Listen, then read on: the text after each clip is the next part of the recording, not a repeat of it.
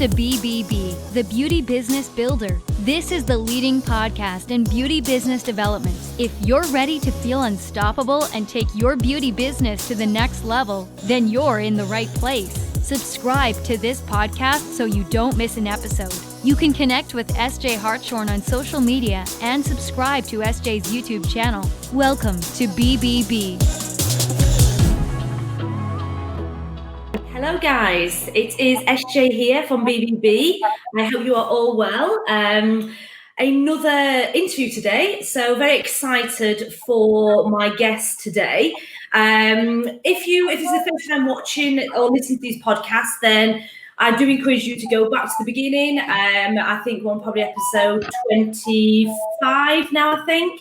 There's some really good interviews on the way, some really good tips and strategies to try and help you diverse your beauty business a little bit more, pivot the industry, and obviously to try and help you get through these lockdown, pandemic, everything else that we're going through at the moment. If it's your first time watching, go back. If not, then thank you so much for staying connected and keeping me there.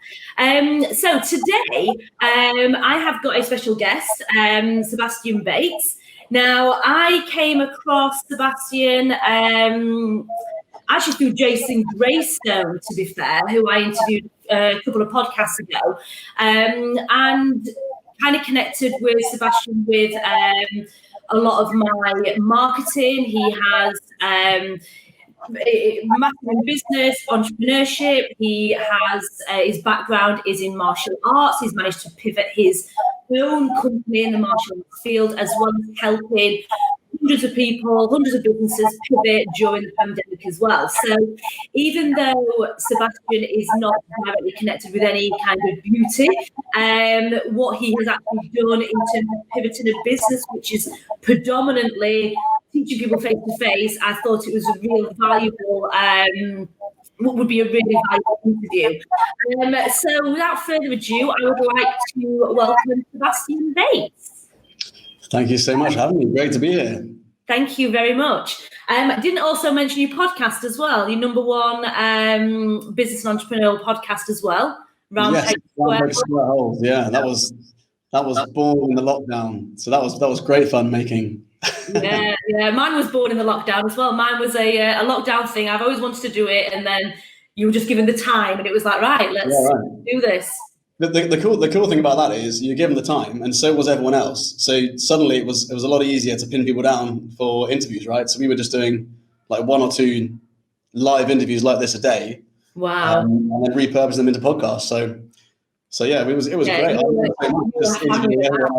want to have a chat with anyway, you know. Yeah, you were hammering them out big time, weren't you? There were so many. I'm still trying to get through them all. I've listened to quite a lot. Yours are a little bit longer than I listened to Jason's and another guy that I'm following, and yours are a little bit longer, so I have to do yours in 2 snippets. Yeah, right. We sometimes get off piste, you know, because I think Jason's. I'm not sure if they're all live recorded, but ours is a very, very light-hearted. Yeah. Podcast. You know, the whole kind of point of the Round Peg Skulls podcast is to inspire, educate, and entertain. Yeah. So the last thing I think people want during a lockdown is, you know, some really hard hitting, difficult stuff. They want some easy listening, you know. So definitely. Definitely. So can you tell me, obviously for people that are watching this or listening to the podcast or watching this live, can you just tell us a little bit about your background and you and what's got you to where you are now? Yeah, of course. So my name is Sebastian Bates. I'm the founder of the Warrior Academy, as well as multiple other businesses, both online and offline. And the Warrior Academy is a character development organization. We use martial arts as a vehicle to develop the character of young people. So what that means is, you know, we look to radically transform a child's confidence, conduct, and concentration, what we call the 3 C's, so we can set them up for a happy and successful life as an adult. We've been teaching for about 10 years now, over 8,000 students.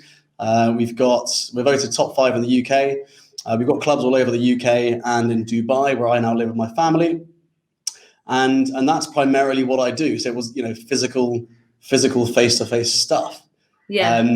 And then, of course, the lockdown came, pandemic hit, and we transitioned the whole business online. So we emerged from it as a hybrid online-offline business, you know, leveraging the assets we created for an online delivery as we move and evolve forward for the 2020s. Alongside that, I run other businesses like a social media management organization and an online course creator as well. So different things like that I do, which have all been born in the lockdown through partnerships. Yeah. Brilliant. Excellent. So you have, in lockdown, you have been helping other businesses do the same as you. So you've been helping people pivot their businesses to online, to creating revenue from, not the time for money exchange. And I think that's a really, in the hair beauty aesthetic industry, which is obviously what a lot of my followers are from, we are very much in an industry where we rely solely on time for money exchange. And this has shown us, this pandemic, that we can't do that. It's not sustainable for the pandemic, but it's also not sustainable for when we want bigger, better things and we want to have time off work and everything else. So what companies that you've helped in lockdown, what would you say the main fundamental things you have to think about when you want to start trying to pivot your business? Yeah, so I think first of all, it's important to have a not pessimistic but realistic approach, right? So look at your business and look at your business like over the next 10 years. Where do you want it to go? What's the likely outcome for that industry over the next 10 years? How's it going to evolve? And then work backwards from there. So a lot of people, they're reacting in the moment of what's going on right now. This is happening to my business. This is happening. How can I survive next week, let alone next year? Short term, yeah. But I think having this approach where you kind of look at things long term, I'm in the beauty industry. I want to be in that industry for 10 years plus. What does that look like in 10 years? And then working backwards from there and then making steps and using this time where everything's up in the air to have the courage to make big changes in order to set yourself up for the next 10 years while everything's disrupted. Not when everything's back to a semi-normal and you're in this position to, you have to get yourself out of a routine again. I think your routine's been thrown out the window. Now is the time to pivot. Now is the time to change. And it should be exciting, right, with a long-term view. So that's the first thing I would say. I think mindset is a big one. So I think a lot of people go to I do this with a lot of my coaching when I'm doing a lot of one-to-one coaching.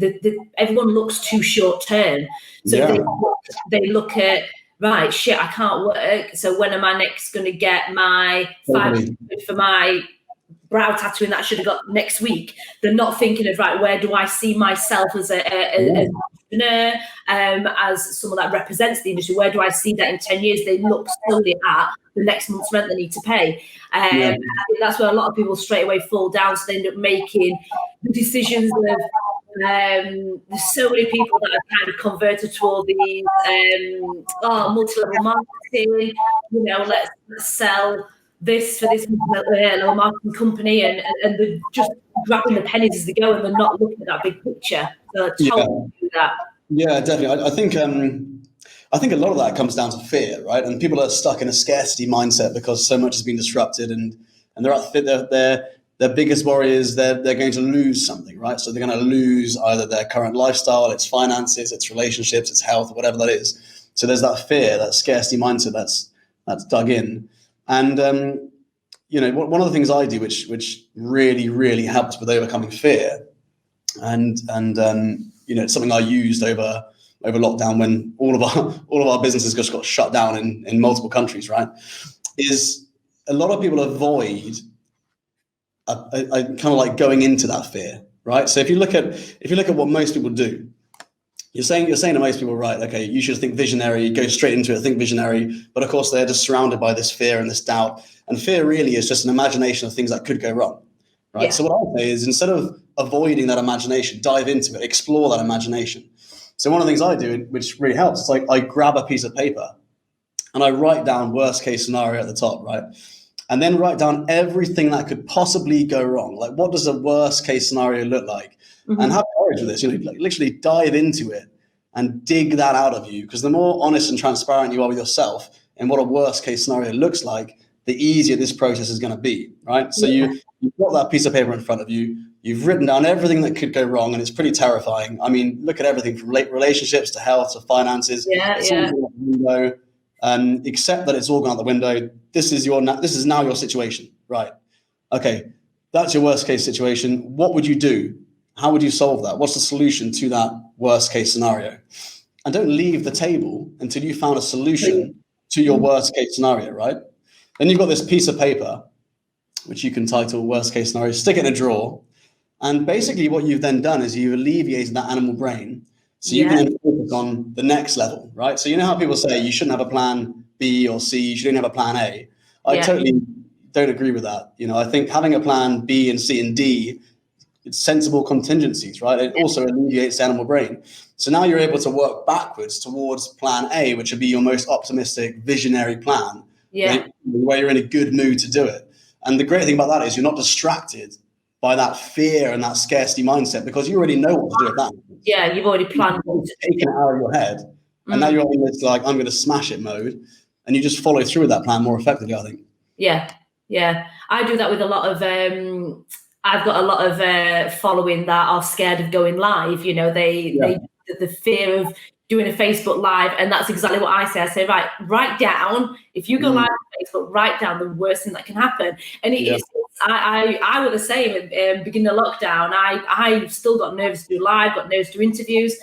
And I had my 2-year-old running butt naked. I didn't even realise I'm there live on Facebook to my following, and my little 2-year-old butt naked behind me. I've had all sorts of stuff happen, and I've had food in my teeth, and I just think, write it all down, literally write down the worst thing that can happen. And then, but I think, obviously, I know I've changed the subject slightly on that point, but people like that realness anyway. So it really doesn't matter. I think we're in a different world now where stuff like that is okay. It's okay when that happens, Yeah, I think it's just, it's raw, transparent. This is, again, why I do all my podcasts live. You get a different kind of vibe. When you're speaking to someone like we're doing now and it's live, it's not like a highly edited, pre-recorded thing. It's just like two people chatting and anything can happen.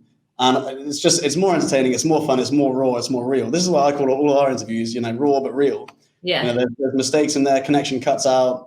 Sometimes the speaker comes in and they've got 2 minutes on their own. Yeah, I saw that when Dan Presley, you were doing one the other day.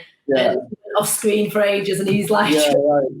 Okay. If it happens, this is a classic StreamYard problem. I said to him, if it happens, just entertain the crowd. Yeah. So he's been on a few times now, so he should be used to it. But these things happen. But yeah, I think going back to fear, when you're talking specifically about trying something new, which really is a part of the evolution of changing what you're going to do, right? So for instance, you run a physical business. If one of the things that's holding you back from going virtual, from taking your business from physical to global, with an online presence, then if one of those things is going live, then really, I relate a lot of things to martial arts or extreme sports, and when you're in those situations, you're doing things where your emotions are disrupted, you're highly stressed, and the fear is real because it's dangerous what you're doing, right? So the best way around that is just muscle memory, like doing it again and again and again and again and again until it's just second nature. So in the Tears of Freedom group, one of the challenges I set everyone was 30 days of live. So every single day go live. And for some people, it was just like, there's no way I can do it. And then you just see people evolve, like 30 days later. Yeah. People who are just like nervous, stuttering. They cut off the live halfway because they didn't want to say, and they freeze. 30 days later, you can't stop them talking. They're loving it. I know. I remember you doing that. I only go like twice a day. Yeah. Oh, I love it. You know what? I think I really, really enjoy going live now. It's a nice buzz. I think you do.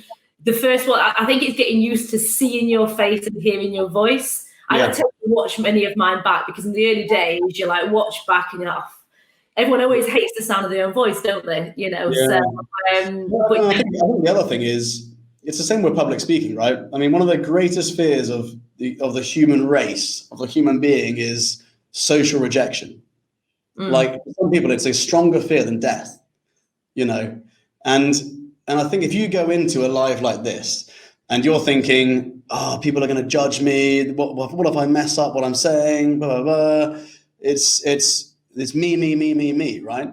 But if you flip it around and you go into something thinking, I'm going to go into this and my sole goal is to try and help people and to help the other person on the other end of the camera who's watching this, if any viewers who are listening or watching or whatever, if your goal is purely to help them and actually everything you're doing is about someone else, that feeling of self-doubt just kind of vanishes because it's not really about you. It's about the value you're giving someone else, Yeah. No, that's good point. Definitely. So any more tips then? So you've given us a couple of tips of pivoting. What else would you say is something that you do come across a lot with your companies you work with?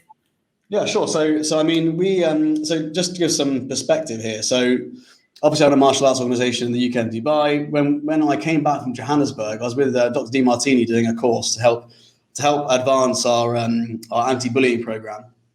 And I took the last flight out of Johannesburg to get back to Dubai before the lockdown started. So I could have still been in Johannesburg today. But the reality there was, I came back, everything was shut, and we had to pivot online. So we built over a 10-day period. I filmed over 700 martial arts classes. So we filmed every single class from white belt to black belt.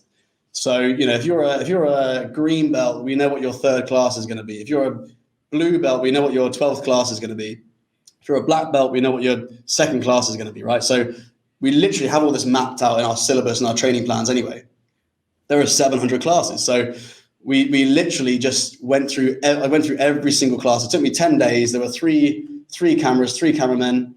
And, we were just filming like 12 to 14 hours a day, non-stop. Yeah. I think we broke the world record for coffee. And it was just the most intense 10 days back from Johannesburg. But the result of that was we basically built what's probably one of the biggest online resources for martial arts in the world. It's such a detailed program that we created online, and we did it so quickly. And then we launched it exactly 10 days later, because I spent those 10 days while I was building it in the evenings at night, I was actually developing the pitch for it. Yeah.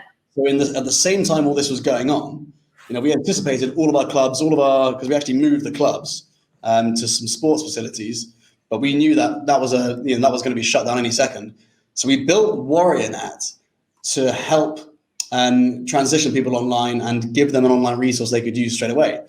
And we sold it on the day. We had about 200 people sign up on the day of launch. And once that was up and running, it was pretty much automated, right? So it wasn't time for money. It was very much a case of, here's an online asset we've created. Now people are enjoying it. People are using it. My focus then went to nurturing the community and building an online following, helping people online, making it a really nice experience for them.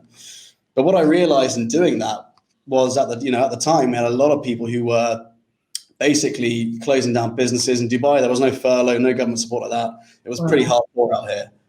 Harsh lockdown. We don't know when we're going to reopen. That's it. And I think the scary thing was, we're just watching people around us just close up, losing everything, trying to fly back to the UK.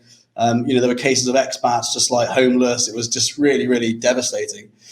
So what I said to the video production company called F10, and Tim's a good mate of mine from back in the UK. We went to school together, right? He lives here in Dubai and did all the filming for me.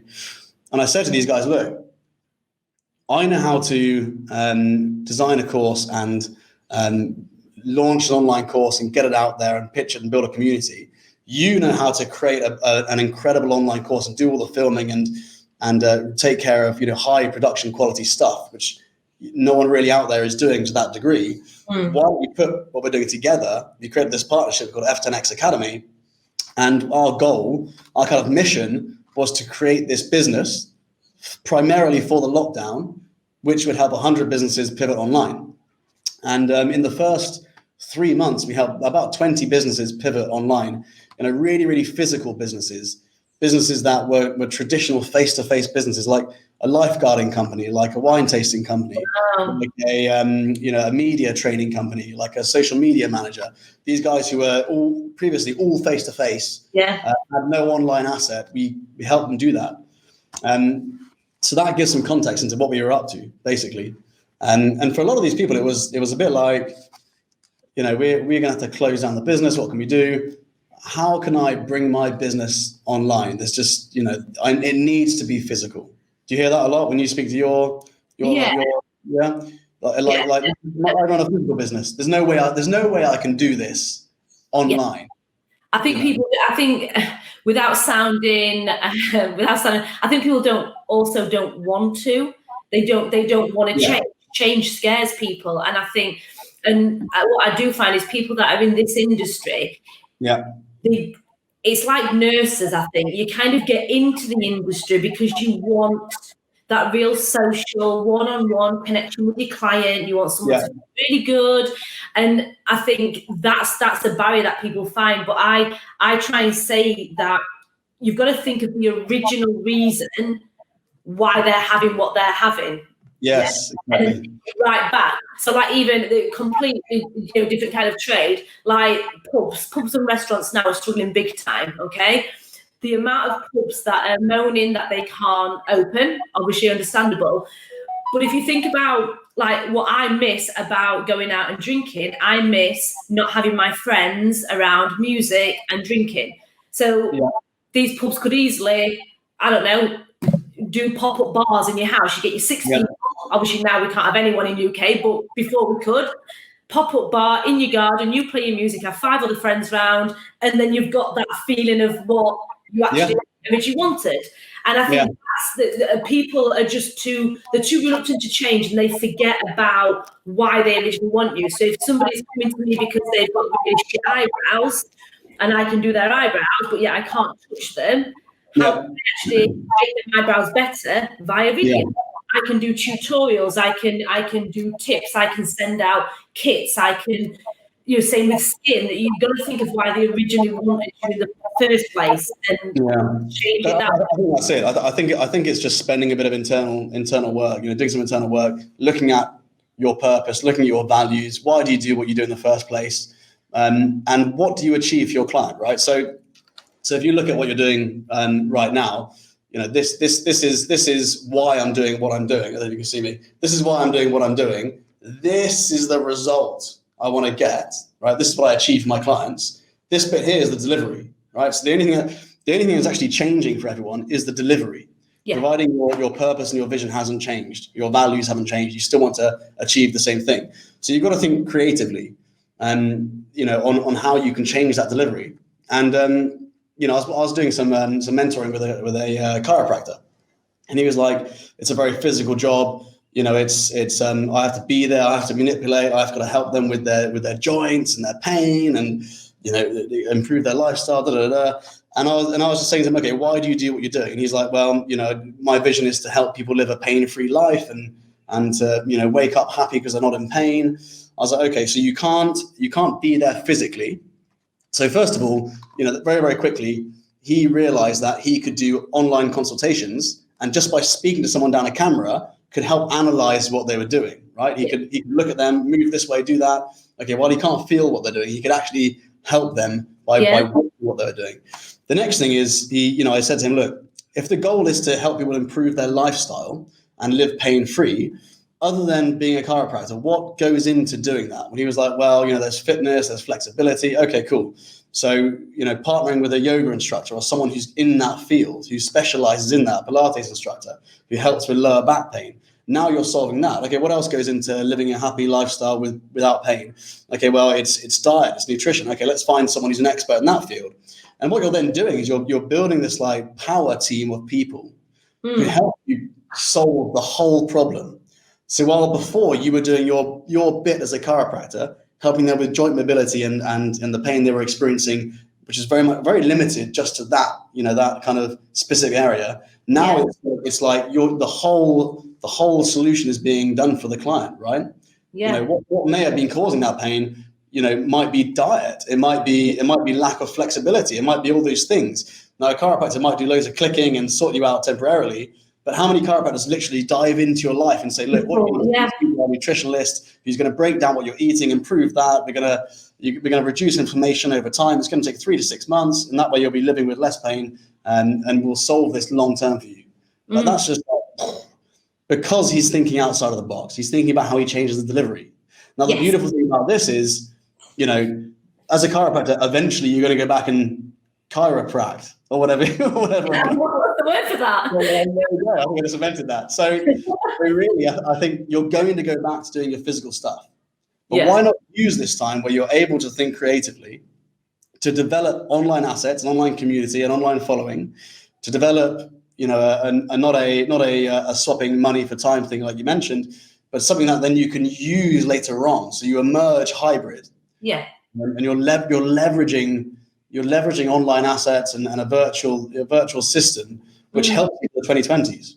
Yeah. So I think that's the key. It's not to be like, right, we're never going to be like, I saw a lot of businesses like, we're never going to do offline again. We're done with that because of this. Well, I think you're missing the point. I think what COVID's done for a lot of businesses is it said to them, over the next 5 years, you're probably gonna have to pivot your business online, right? COVID came in and said over the next 6 months you're gonna do it. So it's just accelerated everything that was gonna happen anyway. Push it forward, hasn't it? That's why everyone's stressed, right? Everyone's got to do it in 6 months instead of 5 years. Yeah. But this is just evolution. Like, it just forced us to make changes quicker, and that you know it's going to go this way anyway. It was going this way, but it's just literally, like you say, it's just shoved it on us in a system. Yeah, and one of the things you said, which I remember, was a lot of people don't want to change. And the reality is, if you are in this situation right now and you're clinging on to the way things were and you don't want to change, you will be left behind. Yeah. Sorry to say it, but I say that all the time. This whole moment, this whole period of time is all about courage. Right? It's the most courageous businesses who step back, think in a very bold way about the future, think creatively, and have the courage to execute, that will end up not just doing better, but overtaking everyone else. Yeah. And those who cling on to the past and, you know, just hope for it all to be over, you know, they're going to get left behind. So I think there is, you know, you're more likely to execute your plan D worst case scenario. Yeah. You don't smash it and have some courage and just throw yourself into it, you know? Yeah. See, it's strange because I did that. It's just kind of like twigged years and years ago when Facebook first came out. I've been in business since I was I had my first beauty salon at 18, and I had a beauty salon. I had staff. Nobody was better than me. I was cocky. I'm like, no, I'm the best. That's it. And then Facebook, I don't even know when it came out, but I'm 37 now. So this was when I was like 21, I think. Facebook came out and all my staff were like, oh, you need to do Facebook. You need to do it. No, I don't need that. Reluctant. No, people come to me. They pass by. They come into me. And I was so reluctant to, you know, and then lo and behold, the recession hit and I folded my business. I folded my first business because it was like I was reluctant to change, you know, the world was changing around me, becoming more digital because we was having this social media thrown in our faces. And I'm like, no, nobody needs Facebook. We're going to do it my way. And it didn't work, you know, so I will adapt. You got to see the signs. Accepting change, but not just accepting it, but embracing it and actually seeking it, right? Like, and a lot of that's down to your environment. You know, you've probably heard from other people in the past, environment dictates performance, all that sort of stuff. But it's so true. This is why online communities are so useful, especially, you know, business accelerating type communities where you're encouraged to think differently about situations. And when you're immersed in that, like everyone's excited by change. They're embracing it and they're talking to each other about how they're going to change. There's not this feeling of like, how are you surviving? It's like, how are you thriving? What are you doing? What are you going to do to innovate and to reinvent you? That's the conversation. And that's a conversation I'd much rather be a part of. Yeah. And so I think being really careful about who you're around, who you're surrounding yourself with, but also, you know, what are you doing to educate yourself right now to help you with that development, you know? Yeah. So you talked a lot about collaborations with your chiropractic client. Is that a word? And I think that's the thing where when you're in business, when you're an entrepreneur, you are very much reluctant. I found I was like that. I'm not now, but you almost don't want to. You want to do it all yourself. You want to do it all yourself. I think it's so important to know where your skill set lies and start collaborate with other people to actually enhance what you do, so collaborations, I think, is the way forward as well. Yeah, completely. I mean, so there's two things there. First of all, if you're staying as a sole trader, I kind of think of being a sole trader is a little bit selfish actually, because A, you're not creating work for other people. B, you're impacting less lives with your product or service because you're not hiring a team to help you, get your service out there. So if you think of it that way, it's like you're doing the world and your community a disservice by not growing your business to help more people, right? So that's how I kind of see that. But also you're more likely to be trading time for money if you don't build a team.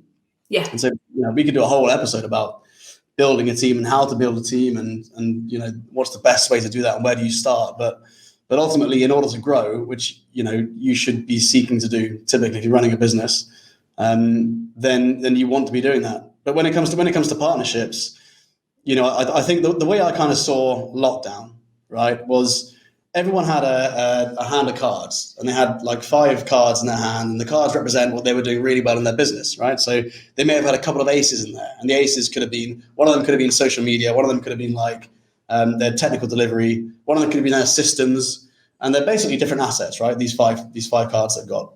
Of course, when COVID hit, everyone's around the table holding their cards. The whole room got shook. Everyone just dropped all their cards. It's like, which were my cards, right? So they're now, a lot of people were in that situation. They were trying to pick up the exact 5 cards they had. So they're looking on the table, trying to pick these cards up, trying to replicate the same hand. Of course, that's almost impossible to do because they're all turned upside down. Some are on the floor, you don't know where they are. What I did was a little bit different, is I looked around the table and asked people what cards they still have. The strong cards, the aces, they still have, right? So, if you look at a typical partnership, you've got things like distribution, having an audience. You've got things like profile and brand. And then you've got your product, right? So these 3 different areas. And ultimately, by finding someone who's got the missing areas that you don't have, you can form an incredible partnership. So, for instance, like with Jason Greystone, we launched Ubiquitous, which basically was it's a social media management service where we take 4 videos per month and we turn it into 250 social media posts. Right. The goal is to save people time, to save people money, and I've been doing it for many, many years. This is kind of what I've been doing with my team. So I built this team to do this, and I realized that not many people were actually doing that. They were spending hours. Some people were spending 40 hours a month doing their social media, while I was only spending like 30, 60 minutes. Yeah. And I had this product, and I said to Jason, look, I'm part of this community with you. You've got the profile and the brand, and you've got the distribution. Let's put our minds together and build this product and release it together, which is exactly what we did. And we had about 50 people sign up in the first month or so. And really that was, and you're one of your posts are Ubiquitous posts. So that literally just came about, from concept to launch, like a 10-day period. Yeah. And that was just from looking around and thinking, what have you got? What IP, what assets are you sitting on? What aces are you holding? Who else has got other aces to match that partnership? And how do you launch it? Yeah. And you look at the partnership I did with Tim and F10, right? So the online course partnership. I had the kind of product. He and I both. He had the profile, so the branding. So a lot of the branding you see is F10 branding. Yeah. I had the product, which is the online course, and the distribution we then created. So we had 2 aces. We then put together the community, which we've now got, over lockdown, 600 businesses in Dubai, all supporting each other, where we use, live interviews to help grow that community. And that was free to do, building that community. So we had 2 aces between us. We went and built the other ace, right? So a lot of people are looking at the hand like, I work in beauty. I've been shut down. I've got a physical business. There's nothing I can do. I've got my ace here, but I can't do the rest of it. But instead of looking at that, look around the table, look at who else you can help, and look at who can help you to make up a good hand, right? Yeah. And I think a lot of people, when they think about, like you were saying about being a sole trader, is quite selfish, or just keeping it to yourself. A lot of people think that to kind of expand on your business, you have to be employing all these people. And I'm only me, but what I've managed to discover is to outsource those tasks that are not a priority to you, or the ones that you don't enjoy, like social media. What you guys are doing at Ubiquitous is absolutely amazing, because I cannot be asked to be doing all that social media post, because it takes me so much time, and that I don't have the enjoyment to do that. I have the enjoyment to give content, but I don't have the enjoyment to repurpose it all. Same as my video editing with my podcast, my YouTube channel. Why should I sit and spend hours editing it, doing all that, when it's not my forte? Send it to somebody else. So, a lot of people think that when they want to expand as a company, they have to employ people and get people on the payroll. And I don't think it's about that. It's about picking them little parts of the business and outsourcing them parts, marketing, branding, or, social media. I think that's where a lot of people fall down, because they think they have to employ people. Yeah, definitely. I think that's the case, I think you're much better at focusing on what you're good at. A lot of people think you should get good at everything, and you should look at your weaknesses and improve those. My thought is you should, get better at the things you're naturally good at, and outsource the stuff you're terrible at, right? So get rid of the stuff you don't enjoy, get rid of the stuff you're no good at, but double down on the stuff you're good at, right? Yeah. So if you're good at presenting and talking about your business and selling your business and coming up with creative ideas, that's what you should do, and you should do more of that. You should film yourself doing that and get it out there, right? If you're terrible at admin, get someone to do the admin for you. You can get someone to do the admin for you for like £8 to £10 an hour. Yeah, and cheaper if you go abroad, and it's just, the chances are they're going to be better at it than you. Yeah, I'm terrible at admin, but I can talk about my business for like days and days non-stop. Yeah. But the admin will send me to sleep, right? And it's just like, what do you enjoy doing? What do you want to fill your time with? Yeah. And I think realistically, if you're spending your time doubling down on the things you're good at and the things you enjoy doing, you're improving your lifestyle. Even if you're doing 40 to 60 hours a week off that stuff, you're going to enjoy it more, and you're going to make a bigger impact in your business and in your community, in the lives of the people you serve. So I think that's a no-brainer. Yeah, definitely. So tell us a little bit about the Ubiquitous. I can't even say it. It's a big word for me. Seriously, I can't. Yeah. I can't even spell it. The first rule about Ubiquitous is you don't talk about Ubiquitous. That's why we called it Ubiquitous, because we wanted it to be such a complicated name that not many people can say. So why did you name like that? I know what it means, but you can just shorten it to Ubic if you like. Tell us about that's what our team have done. They just call it Ubic now. Actually, you messaged me this morning, actually. So tell us about it. Ubiquitous means to be everywhere at once, right? And we're entering this new era of, your face needs to get out there. Your personal brand is so important. So if you look at big businesses, really successful businesses, they normally have a very, very strong personal brand, which is kind of fueling it. Yeah.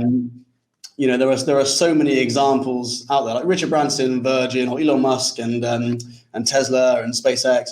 They're fueled by a personal brand, and of course it's more engaging, it's more fun. It's easier to trust a personal brand than it is just a logo or a business, right? Yeah.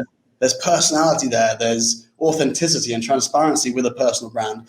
People begin to know, like, and trust you. So we all know that having that personal brand is so important. Getting yourself out there is so important. The challenges people face are typically down to time and money, right? So they haven't got, or knowledge. They don't know how to get themselves out there. They don't have the time, or the time they do have, they're spending on doing it, but they're spending way too much time, or they don't have the money to do it because it's actually quite expensive to do. So basically, with Ubiquitous, what we did is we hired there's over 20 full-time staff. So in the lockdown, while everyone was letting their team go, we were hiring. We built this team of 20 plus full-time guys and girls to help us with our Ubiquitous clients to work on their stuff. So within that, you pay, I think it's currently discounted to $397 a month or something, £397 a month. Yeah. And basically what you get for that is you get a social media manager, a video editor, you get a designer, and you get a reporting team who look back at all the analytics of your social media and just, go through all that for you, so you know where to work on.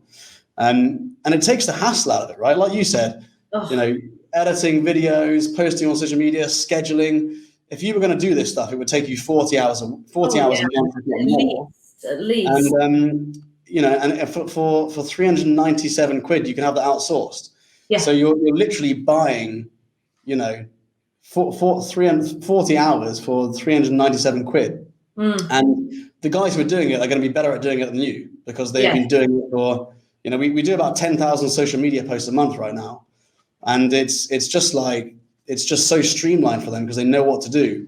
And the idea is, you send in your videos and you add a title and description. Team takes care of it. All you have to then do as the face of the business is engage with people when they comment on your post or they share it or whatever. Just engage with people and build that community, that following, right? But it's one of the things I would say about that is, you don't sign up to it and then suddenly you're making loads of sales the next month. It's a long-term approach where you realize that your personal brand is a long-term tool or asset. It's your IP that's going to fuel your business for the next many, many years, right? So it's one of those vital. It's almost like having an employee, right? Yeah. Whatever you would spend on having an admin, now you're spending that on having a team which promotes you. Yeah. I think I'm probably on month 3. And for anyone that's watching, it is one of the best things I've done, because I now know that I can be completely consistent. All my artwork design is flawless, so you can spot my work a mile off because of the colours.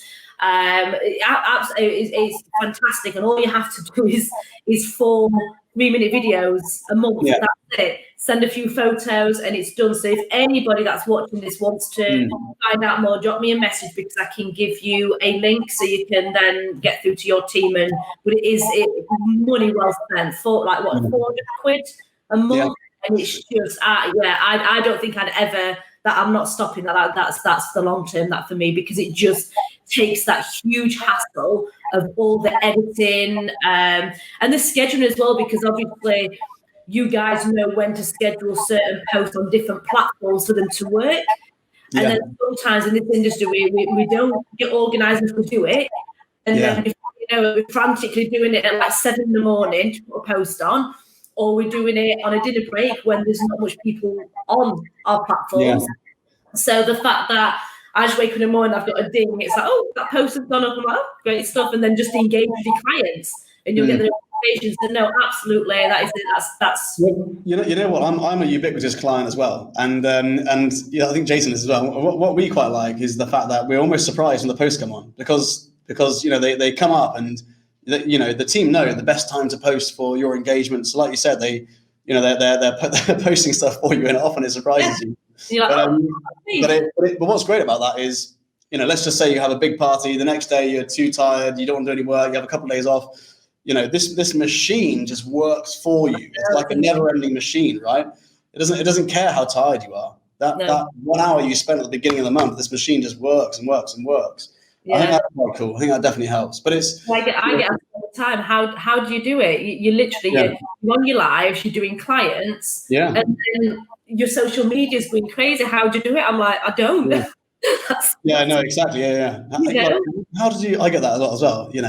God, you only just spoke, and now you've just written a 400-word blog. I'm like, I'm a really, really fast writer, really fast writer. Yeah.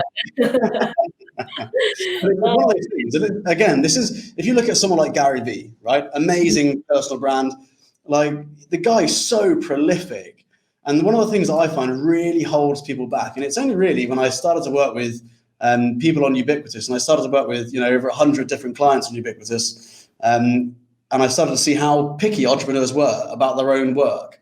They might be so meticulous over a 2-minute video and spend hours and hours changing the smallest thing, and really that holds them back, right? You're much better off just like having a kind of like volume approach. I want to be everywhere at once. That's why you use something like Ubiquitous, because you want to be prolific. You want to get yourself out there and get out there quickly and save you time. It's a lot of people are spending 40 hours on one video, which only 50 people see. You know, is that time well spent? And so you know, that for me, it's also having that outlook which is prolific. You know, I think that's really important. Yeah, and I think when you compare to say obviously I've got a lot of people in the hair and beauty and aesthetic industry following, but for so like for me, for a price point for a set of eyebrows that I do, it's £400. That's one client. One client can pay for my social media to be everywhere, to Ubiquitous, to be everywhere that month for one client. So it's it's not rocket science, and we do try to do too much. And I think that is sometimes that's the mind of an entrepreneur. You feel like you have to do everything, you have to be good at everything. But I think you need to realise what industry you're in and what industry you're good at, and pick up, like you said with your deck of cards, pick up the people that have got strengths in the others, you know. Well, put it this way, you could have spent, let's just say normally you would spend 10 or 11 hours doing your social media to get lots out there, right? You could spend 10 hours doing eyebrows, 400 quid a pop. You'd make $4,000, spend 400 quid on Ubic, and you're up to $3,500, right? Whereas before you would have saved 500 quid, but you'd be down that $4,000 of potential clients, right? And if you look at it, if you step back and you look at it like, well, actually, what if I spent those 10 hours developing assets, which then accumulated and compounded over time, developed an online course, an online following?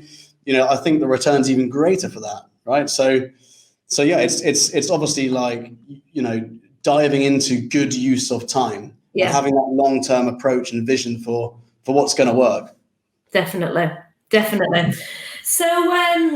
So biggest top tip then to obviously trying to make it relevant to people in the beauty industry. What would you say somebody who is at that stage where they're a little bit reluctant or scared or the fear of the unknown, what would you say your biggest tip would be for them to do right now to try and pivot online?